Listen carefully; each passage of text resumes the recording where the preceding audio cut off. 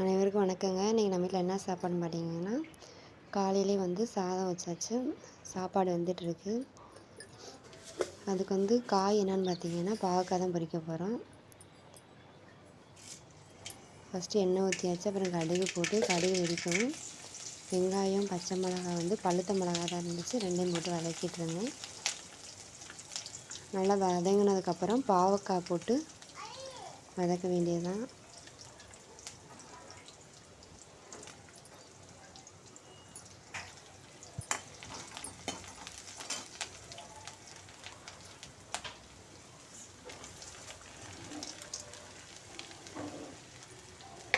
பாவக்காய் நல்லா எண்ணெயிலே வதக்கி விட்டுட்டே இருக்கணும்.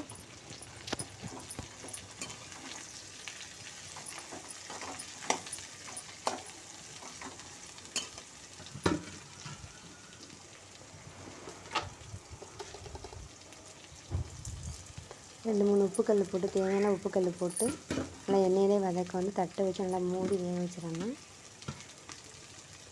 நல்லா எண்ணெயிலே வதக்கிட்டே இருந்தோம்னா கொஞ்சம் கசப்பு தன்மை குறையும். இப்போ எண்ணெயில் ஓரளவுக்கு நல்லா வதங்கி இருக்கும். இப்போ வேகிற தக்கன தண்ணி மட்டும் ஊற்றி தட்டு போட்டு மூடி வச்சிடணும்.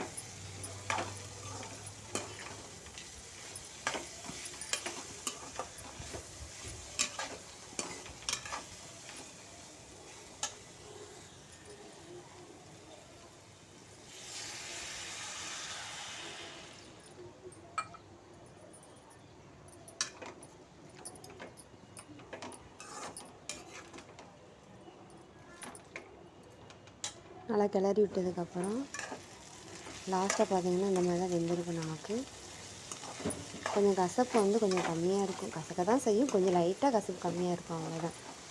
சாப்பிட்றதுக்கு நல்லா டேஸ்ட்டாகவும் இருக்கும். அப்புறம் சாம்பார் வச்சுருக்கோம். எங்கள் வீட்டில் என்ன பார்த்திங்கன்னா சாதம், சாம்பார், பாகக்காய் பொரியல், அவ்வளோதாங்க. இப்போ சாதம் வெந்துருச்சு, அதை வடித்து விட்டாச்சு.